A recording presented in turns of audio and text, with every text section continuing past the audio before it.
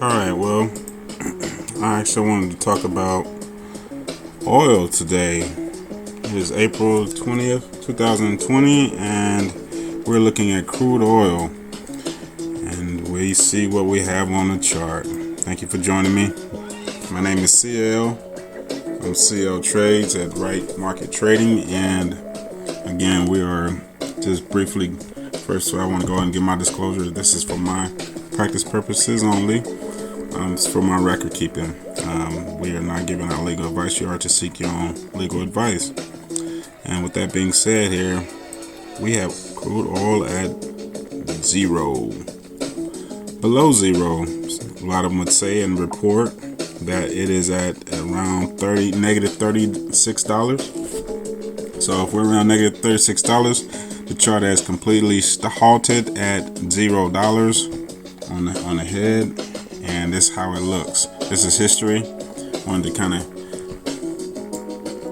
keep that documentary of this here in regards of what are the next questions. And see, now this is the thing as an analyst, and you're watching a lot of this play out in real life, and you're using the calluses sometimes, well, not sometimes, but people come to you with news.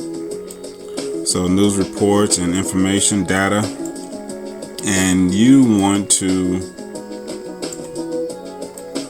associate what you understand with what's taking place. But either way, it plays out, right? It plays out on its own, and you're saying, okay, now what's really taking place with translation?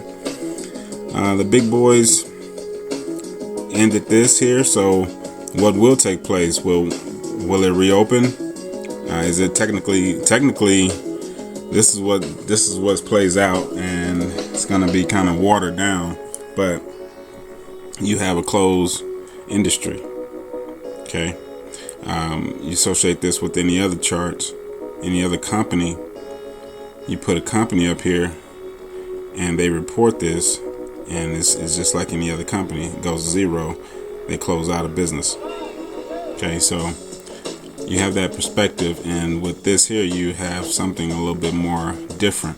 So the way it plays out with the holdings, I would assume is a whole nother story, and the ones that really still so you got your elite playing at this point. You don't have your actual retail traders trading these charts and able to trade. So any dealings going on is with the higher end money, the real heavy movers of it, the ones that's left holding the bags, the supplies, having to meet the demands with the inventories and warehousing and space, things of that nature, the codes.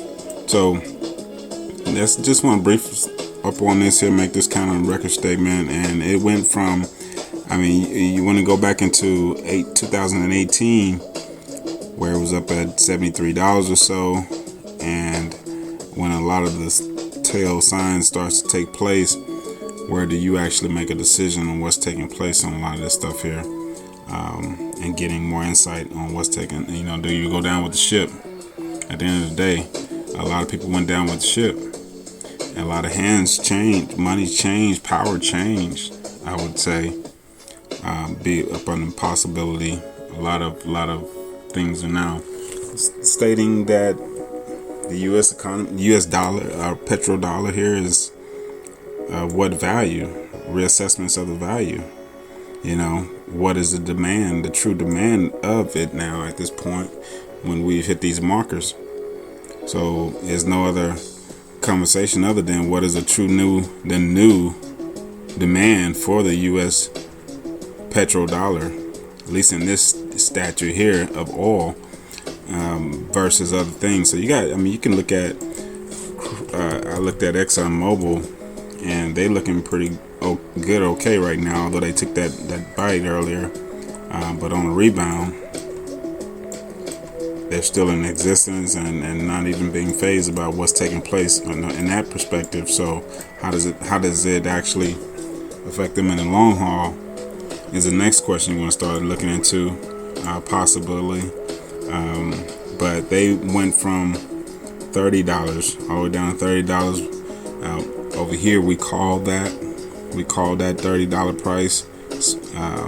I even got individuals that can vouch for that.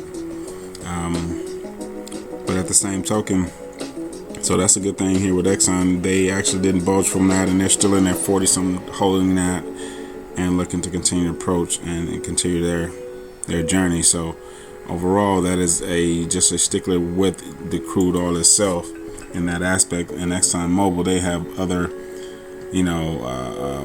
vehicles within them that they thrive off of. So you just so that's a whole different animal when you're speaking about something like, but the overall 100% of the crude oil. And go to the gas pumps. Is there going to be any changes in that prices at the gas pump?